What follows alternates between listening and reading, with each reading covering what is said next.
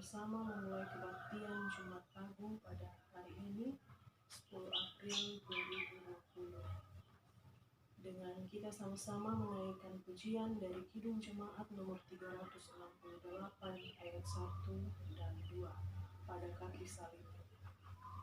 Pada kaki salibmu, Yesusku berlindung, air hayat Golgota, pancaran yang agung, salibmu, salibmu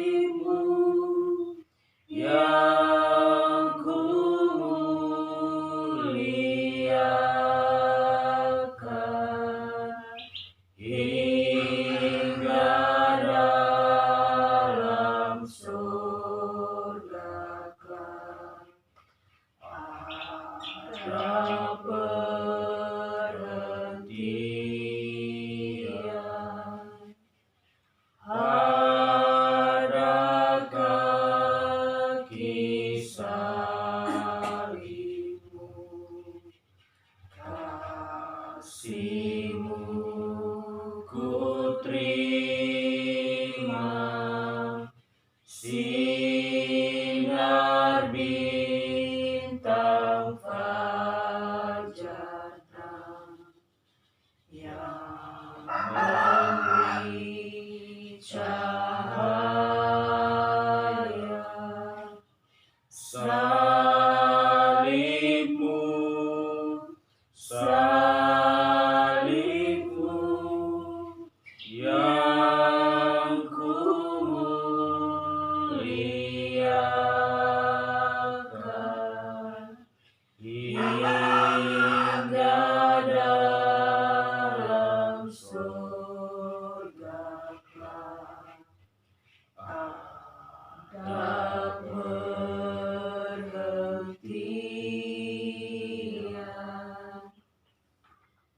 Kekasih Tuhan, Jumat Agung merupakan hari paling hitam dalam sejarah perenungan iman. Inilah hari di mana Juru Selamat dunia, Pencipta matahari, sekaligus matahari kehidupan, menjalani kematian karena dosa-dosa kita. Karena dosa-dosa kita, maka Yesus Kristus mati di atas kayu salib.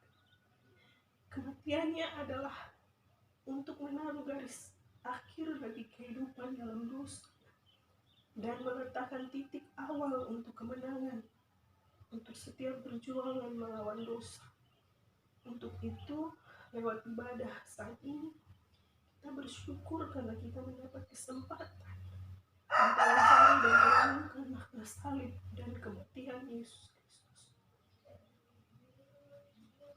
Pertolongan kita dalam ibadah Jumat Agung yang kudus ini adalah di dalam nama Tuhan yang menciptakan langit dan bumi. Tuhan menyertai kita semua. Amin. Kita sama-sama menyanyi dari Kidung Jemaat nomor 169 ayat 1 hingga yang kedua, memandang salib Rajaku. Memandang salib Rajaku yang mati untuk dunia, ku rasa hancur jongkakku dan harta hilang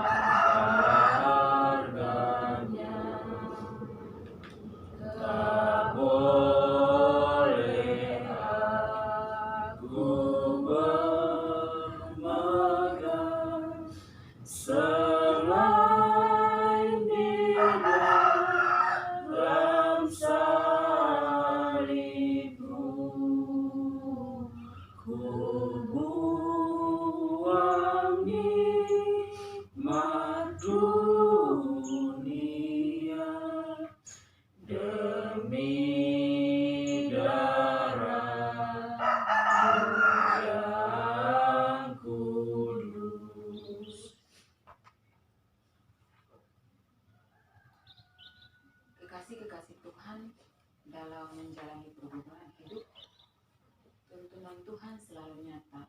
Dan karena itu, hari ini kita akan dikuatkan lewat pemberitaan firman Tuhan. Mari kita menghadap dalam doa kita berdoa. Terpujilah Allah yang maha tinggi, Allah pelindung dan penyayang kami.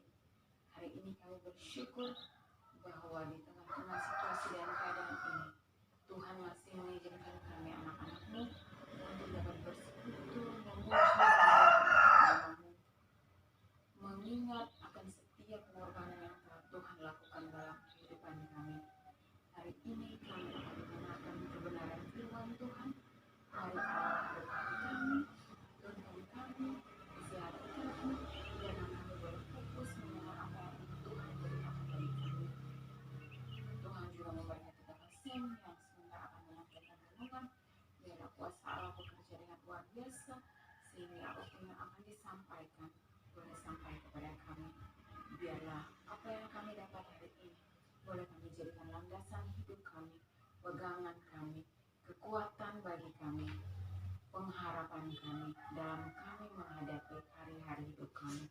Ini doa kami Tuhan Yesus, dalam nama Tuhan Yesus, Allah kami yang hidup dan berkuasa, kami sudah berdoa. Amin. Bacaan firman Tuhan terambil dari Roma 5 ayatnya yang ke-6 sampai ayatnya yang ke-11.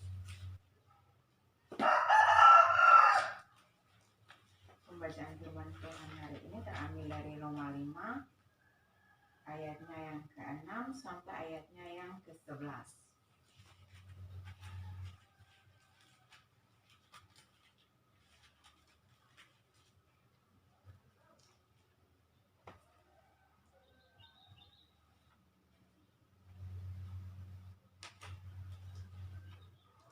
Roma 5 ayatnya yang ke-6 sampai ayatnya ke-11 diwakilkan hasil kebenaran.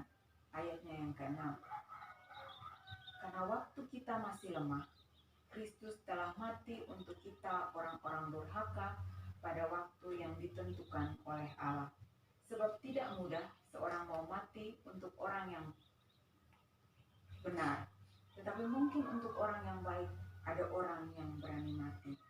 Akan tetapi Allah menunjukkan kasih-Nya kepada kita oleh karena Kristus telah mati untuk kita ketika kita masih berdosa. Lebih-lebih karena kita sekarang telah dibenarkan oleh darah-Nya, kita pasti akan diselamatkan dari murka Allah. Sebab jikalau kita ketika masih seteru diperdamaikan dengan Allah oleh kematian anaknya, lebih-lebih kita yang sekarang telah diperdamaikan pasti akan diselamatkan oleh hidupnya. Dan bukan hanya itu saja, kita malah bermegah dalam Allah oleh Yesus Kristus Tuhan kita. Sebab oleh Dia kita telah menerima perdamaian itu. Demikian firman. Baik, yang dikatakan berbahagia adalah kita semua yang membaca dan merenungkan firman Tuhan, terlebih dapat mengaplikasikannya dalam kehidupan kita hari lepas hari. Renungan hari ini di bawah judul Roh Kudus membuat manusia memahami jalan pendamaian. Saya ulang sekali lagi, Roh Kudus membuat manusia memahami jalan pendamaian. Kekasih Tuhan sekalian, dalam satu tahun ada 52 hari Jumat. Dan hari Jumat ini tidak berbeda dengan hari-hari yang lainnya. Tetapi bagi gereja, bagi orang-orang yang percaya kepada Kristus, ada satu hari Jumat yang disebut dengan Jumat Agung. Apa istimewanya hari Jumat Agung bagi gereja? Pada hari tersebut, gereja merayakan pengorbanan Yesus Kristus di kayu salib. Dia disalibkan agar dunia diselamatkan. Firman Tuhan saat ini menggambarkan dengan jelas siapa diri kita sesungguhnya di hadapan Allah. Yang pertama, kita adalah orang yang lemah. Ayat 6. Yang kedua, kita adalah orang berdosa. Dapat kita baca pada ayat 8. Dan yang ketiga adalah kita adalah seteru Allah. Ayat 9. Firman Tuhan mengatakan kita adalah orang yang lemah. Jerat dosa mengikat dan membelenggu kita. Kita tidak mempunyai kekuatan untuk melepaskan diri. Kita tidak bisa melakukan apa yang baik. Tetapi bukan itu saja. Firman Tuhan juga menjelaskan bahwa kita adalah orang berdosa. Orang yang lemah mungkin adalah orang yang tidak melakukan hal-hal yang merusak atau merugikan orang lain. Tetapi dia tidak berdaya untuk menolong orang lain. Namun orang yang berdosa adalah lebih berat daripada itu, sebab dia bisa melakukan sesuatu yang merugikan dan merusak orang lain. Lebih jauh lagi firman Tuhan menjelaskan bahwa kita adalah seteru Allah, musuhnya Allah. Artinya dengan sadar kita telah melawan Dia. Dengan sadar kita melakukan hal-hal yang salah di hadapannya. Dengan sadar kita menolak untuk melakukan apa yang benar di mata Tuhan. Dengan sadar kita melakukan hal-hal yang merugikan orang lain. Dalam keadaan seperti itu, manusia tidak mempunyai kekuatan untuk membebaskan dirinya. Manusia tidak bisa mengerjakan keselamatannya sendiri. Sebab tidak seorang pun mau mati untuk orang benar, tetapi mungkin untuk orang baik ada orang yang berani mati. Roma 5 ayat 6. Rasul Paulus langsung memperbandingkan siapa Yesus Kristus dengan manusia.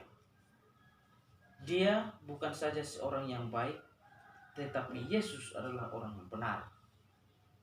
Orang lebih senang dengan orang baik ketimbang orang benar. Kita kurang senang dengan orang benar, bukan karena dia tidak baik, tetapi karena kita merasa orang benar itu seperti cermin yang memantulkan atau memperlihatkan ketidakbenaran kita. Kenapa untuk orang benar orang tidak mau mati, sedangkan untuk orang baik orang mau mati? Karena orang benar secara hakiki dia sudah baik dan di dalam dirinya dia sudah benar. Orang benar di tengah orang berdosa dianggap sebagai suatu ancaman yang menakutkan, menyakitkan, mengerikan. Orang benar di tengah dunia sering mendapat tempat yang tidak baik atau tidak menyenangkan. Untuk orang yang baik, orang rela mati karena biasanya orang baik lebih mudah berhubungan dengan siapapun, sehingga kita akan mendapatkan manfaat dari orang baik tersebut. Dia berguna bagi kita. Kenapa Kristus harus mati? Ayat 8 mengungkapkan Kristus telah mati untuk kita ketika kita masih berdosa. Di dalam dunia yang selalu mencari kepentingan, manfaat, dan keinginan bagi nafsu diri, Kristus membukakan kepada kita tentang arti, nilai kehidupan yang sesungguhnya. Ada beberapa poin di sini. Yang pertama, pengorbanan Kristus telah ditentukan oleh Allah dan dikerjakan dengan motivasi yang bersih. Pengorbanan Kristus bukan pengorbanan yang gratis atau yang hanya sekedar dijalankan saja. Tidak. Kristus sedang menggenapkan rencana Allah. Pengorbanan Kristus dikerjakan dengan motivasi yang bersih dan tidak ada keuntungan untuk diri sendiri. Inilah nilai tertinggi yang sesungguhnya. Perbuatan baik yang dilakukan di dunia dibangun atas pemahaman untuk mendapat balasan di kemudian hari. Kita sebagai anak-anak Allah, biarlah kita mencontoh teladan Kristus, yaitu ketika berbuat baik, marilah kita berbuat baik dengan motivasi yang benar. Berbuat baik dengan hati dan motivasi yang bersih, dengan seluruh jiwa. Inilah kasih yang dicontohkan dan diajarkan oleh Kristus sendiri. Yang kedua, pengorbanan Kristus mempunyai nilai tertinggi, nilai yang agung. Digambarkan sebagai berikut. Allah, pemilik alam semesta, datang ke dunia bukan untuk mengerjakan sesuatu yang hina dan rendah. Kita ingat cerita tentang Yesus memerintahkan setan untuk berpindah dari seorang manusia ke dalam sejumlah babi. Tuhan Yesus melakukan hal tersebut demi untuk menyelamatkan satu jiwa. Tuhan Yesus menderita dan rela mati demi untuk menebus jiwa manusia. Karena bagi Yesus, satu jiwa lebih bernilai dibanding dengan sejumlah besar babi. Dunia selalu mempunyai cara berpikir yang berlawanan dengan Allah. Demi materi, orang rela berkorban, orang rela korbankan hidup. Tetapi Tuhan justru mengajarkan sebaliknya. Hidup lebih penting dari materi. Ingat, kita lahir tidak membawa apapun. Kita mati juga tidak membawa apapun. Janganlah kita memanipulasi manusia demi untuk kepentingan diri sendiri. Biarlah kita belajar lebih mengasihi dan menghargai sesama manusia lebih dari mengasihi materi. Dan biarlah kita menjadikan diri kita layak untuk dikasihi. Kristus telah mati untuk kita ketika kita masih berdosa. Karena Dia tahu bahwa hidup kita lebih bernilai dibanding apapun di dunia ini. Poin yang ketiga, pengorbanan Kristus dikerjakan dengan cinta kasih yang setia. Cinta sejati tidak bersifat menuntut dan mengharapkan imbalan. Ingat, jangan serahkan dirimu pada sembarang orang, karena suatu saat nanti kita akan dimakan. Kita hanya akan menjadi objek manipulasi belaka. Hanya kepada orang yang mengasihi kita dengan cinta sejati, kita berhak mempertaruhkan dan mempercayakan hidup kita. Lalu di lain pihak, seberapa jauhkah kita mencintai orang lain sehingga kita layak untuk dipercaya oleh orang lain? Kalau kita tidak dapat mengasihi dengan sungguh-sungguh, bolehkah kita menuntut orang lain untuk mengasihi kita? Kasih yang sejati tidak akan membalas ataupun mendendam meskipun kita disakiti. Biarlah kita mencontoh teladan Kristus dan menjadi terang di dunia yang kacau ini. Kristus mengasihi manusia berdosa, dan kasih itu dinyatakan dengan sikap rela berkorban. Manusia seringkali menyakiti hati Tuhan, tetapi Tuhan tetap mengasihi dan Dia akan menerima kembali kita bila kita bertobat. Pengorbanan Kristus menggambarkan kasih yang sejati. Kristus sudah mati untuk kita ketika kita masih berdosa. Karena ini semakin mendorong kita untuk mengasihi sesama dengan kasih sejati, rela berkorban demi sesama, dan menjadikan diri kita layak untuk dikasihi orang lain. Dengan demikian, kita menjadi berkat dan nama Tuhan semakin dimuliakan. Kematian Kristus di kayu salib hendak menunjukkan kepada kita suatu cara hidup yang baru, yaitu hidup yang sepenuhnya taat kepada perintah dan kehendak Bapa di sorga. Melalui Yesus Kristus, status kita di hadapan Allah diubah. Walaupun kita orang berdosa, kita telah dibenarkan. Kita bukan lagi seteru Allah. Keadaan kita pun berubah. Orang berdosa yang telah diselamatkan tidak boleh tetap di dalam dosanya. Ia harus menjadi baik. Kematian Kristus mengubah status kita. Kebangkitan Kristus mengubah keadaan kita. ia tidak mati selama-lamanya, melainkan hidup kembali supaya dapat bersama-sama dengan kita, menolong dan memimpin kita, memberi kekuatan sehingga kita dapat mengatasi pencobaan. Yesus senantiasa menyertai kita dengan kemuliaan. Roh Allah senantiasa membimbing dan menuntun kita untuk terus-menerus memahami diri kita sebagai murid-murid Kristus. Sebelum saya mengaminkan, mungkin ada yang mau menambahkan atau bercerita atau bersaksi, silakan.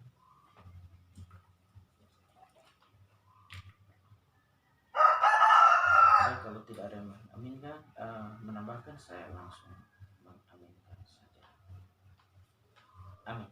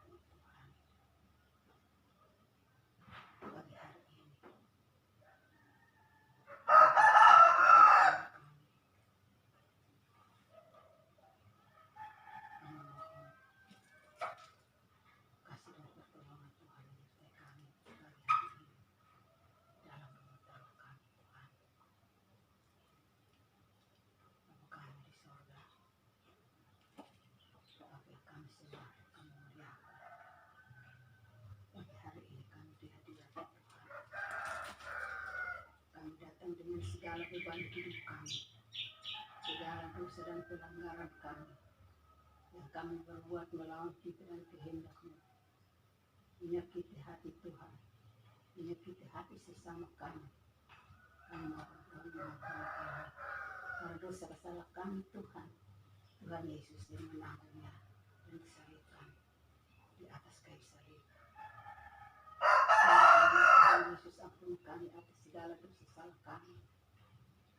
Jauhkan kami dari segala cobaan dunia ini.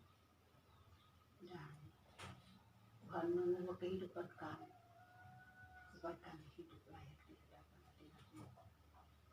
Terima kasih banyak Tuhan, terima kasih. Pada hari ini kami berdoa Tuhan, karena kami mengingat 2000 tahun Masehi Tuhan disiksa di atas kayu salib. Kami mohon ampun Tuhan, ampuni kami Tuhan, layakan kami dikabuli juga di tempat firman-Mu. Di hadirat-Mu, hamba bersama anak-anak menantu kami ada di hadirat-Mu, datang dengan penuh kerendahan hati. Kami membawa segala beban hidup kami ke hadapan hadirat-Mu. Kami diampuni dan kami layak di hadapan hadirat-Mu Tuhan. Terima kasih banyak Tuhan, terima kasih. Pada hari ini Tuhan, kami menyerahkan ibadah kami ke dalam tangan kuasa-Mu. Kami tidak berkumpul di gereja-Mu, tetapi kami diharuskan beribadah di rumah tangga masing-masing. Kami percaya bahwa saat ini kami beribadah kepada-Mu, bahwa Tuhan berada di sana dengan kami, sedang memimpin kami dari pertama sampai akhir. Semuanya berjalan dengan baik. Kami pertaruhkan semuanya ini Tuhan, memberkati rumah tangga hamba Tuhan dengan segala kekurangan keterbatasan.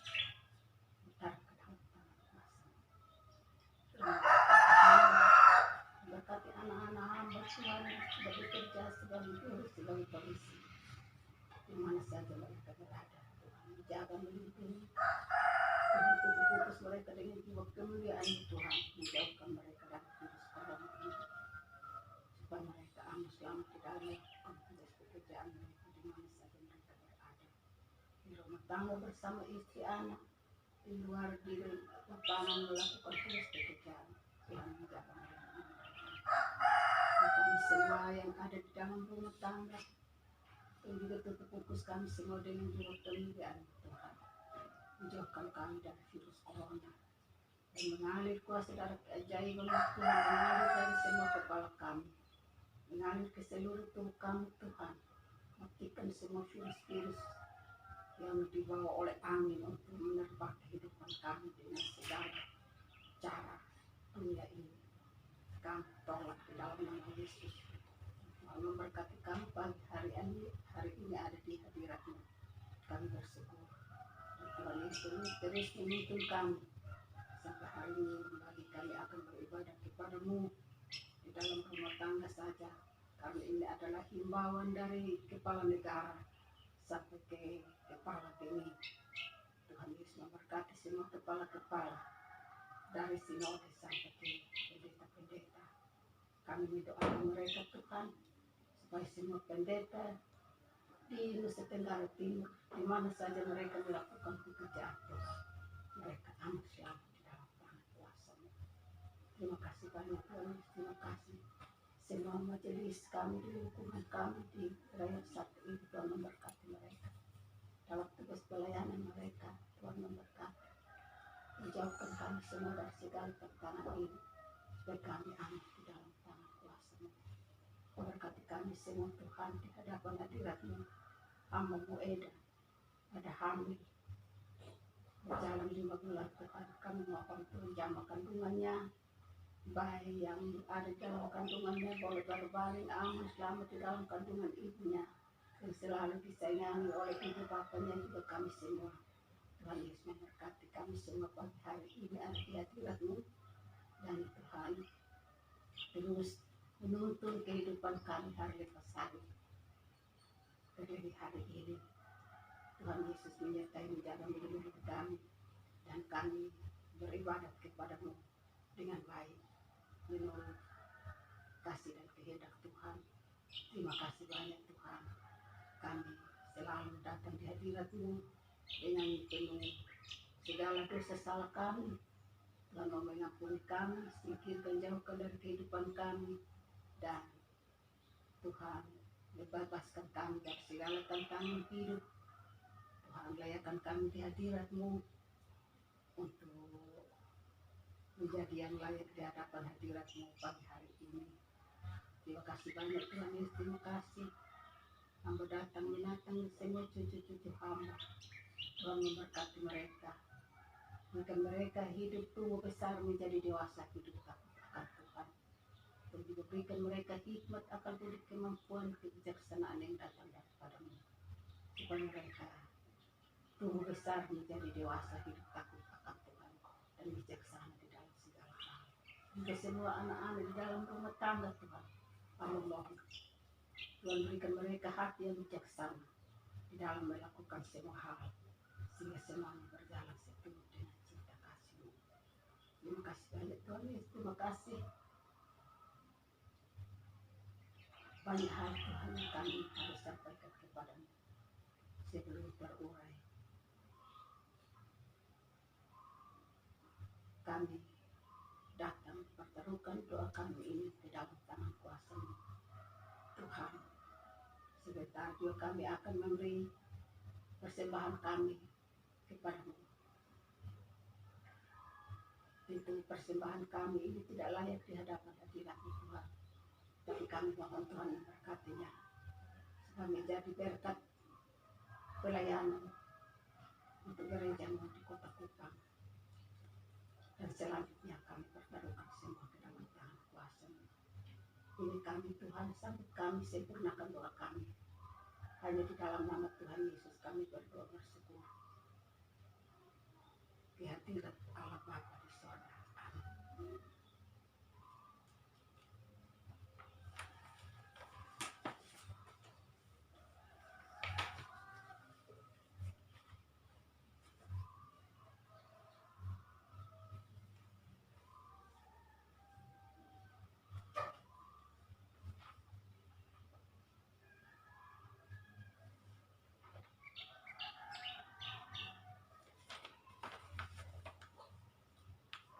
Kita akan memberikan persembahan kita sambil memuliakan nama Tuhan dari Kidung Jemaat 372 ayat 1 dan ayat 2. Inginkah kau ikut Tuhan?